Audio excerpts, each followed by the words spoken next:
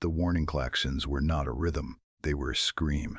Jackson Cole slammed the yoke of the rusty mule hard to starboard, the structural integrity fields groaning under the gravitational shear. Outside the cockpit canopy, the void was alive with the burning contrails of 1,000 distinct trajectories, all converging on the monolithic silhouette of the Sun Eater. This was the Zorgon flagship, a planet killer that the Galactic Council had deemed invincible. Yet here they were, a swarm of gnats annoying a god. "Vara, talk to me," Jackson shouted, his voice vibrating in his chest as the inertial dampeners struggled to keep up with his evasive maneuvers. "I am at the breach point," came the voice over the comms, guttural, composed, and terrifyingly calm amidst the chaos. "Shields are down. The path is clear. Do not die, pilot." "I'm trying not to." Jackson gritted his teeth, spinning the heavy freighter through a gap in the flak screen that shouldn't have been possible. This was the pinnacle of HFY logic, doing the impossible out of sheer stubbornness. "Just remember, you promised me we'd survive this." "No," Vera corrected, the sound of tearing metal audible in the background. "I promised I would protect you." "There is a difference."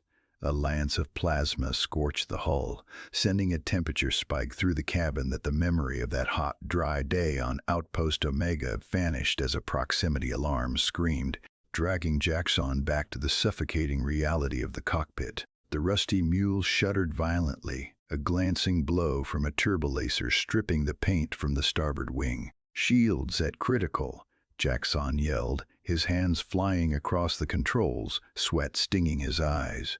"Vera, I can't keep them busy forever."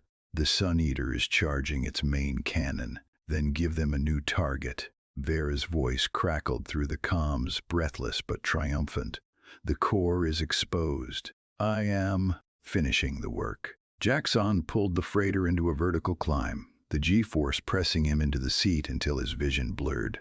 He was just one man in a tin can fighting a force the Galactic Council had fled from in terror. But he wasn't alone. Suddenly, the radar screen blossomed with 100 green dots. "This is Hauler Red Horizon." A voice crackled over the open channel.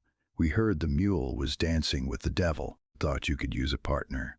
"This is Starhopper 7, another voice chimed in. "Standing by to engage." Jackson watched in disbelief as a ragtag armada of mining barges, junkers, and retrofitted shuttles dropped out of warp. They were disparate, weak vessels individually, but together they formed a wall of defiance. It was the ultimate testament to human ingenuity, weaponizing everything, including garbage trucks when the chips were down.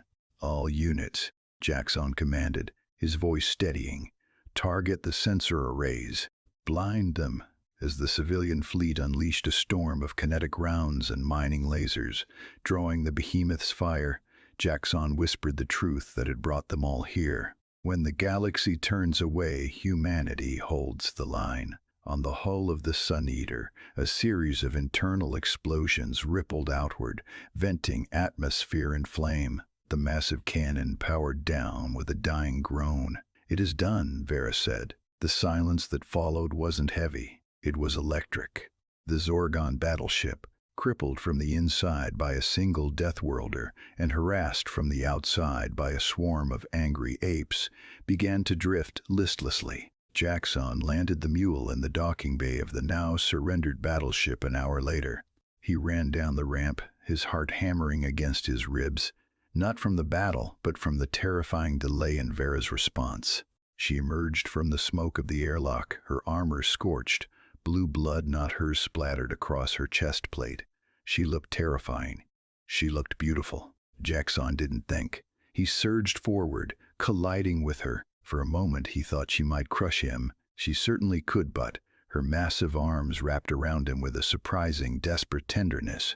The metal of her gauntlets was hot against his back, a physical reminder of the fire she had walked through to get back to him. "You're alive," Jackson breathed, pulling back just enough to scan her for injuries.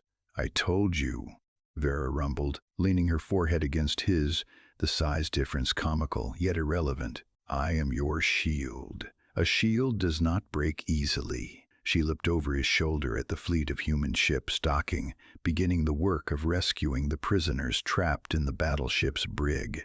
"You summoned a pack," Vera noted, impressed. I did not know your species possessed such coordination. We're stubborn, Jackson grinned, the adrenaline fading into a warm, magnetic pull between them. And we don't leave family behind. The Rusty Mule didn't just carry cargo after that day. It became a legend, a sanctuary where the lost and the broken found a home, protected by the pilot who offered a bowl of stew and the warrior who started a war to repay him. They proved that while the universe is vast and cold, the heat of a single connection is enough to burn down empires. Instantly soaked Jackson's flight suit. They were one cargo hauler and one border against an empire. It felt like the climax of a classic science fiction story, but the fear was metallic and real on his tongue. One bowl of stew started a war. 72 hours earlier, the galaxy had been a quieter, colder place. Jackson had been grounded at Outpost Omega, a sprawling trade hub of sun-baked Brastel and neon.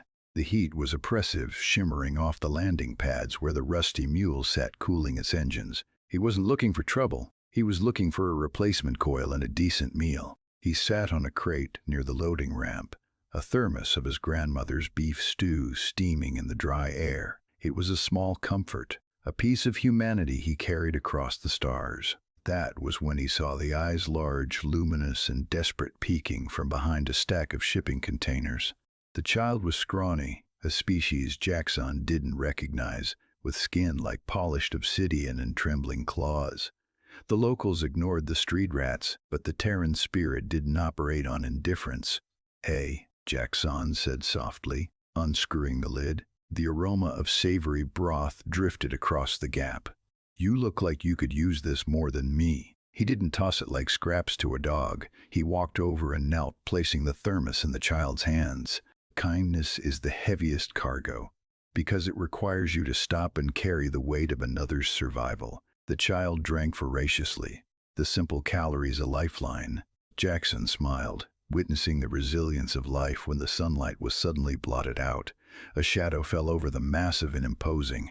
Jackson looked up, and up, past scarred armor and muscle dense enough to stop small arms fire. Standing there was a creature that xenobiologists politely termed a death worlder, but the spacers in the dive bars just called them Space Orcs. She was 7 feet of coiled violence, an apex predator in every sense of the word. Vera looked at her child wiping stew from his chin. She looked at the empty thermos.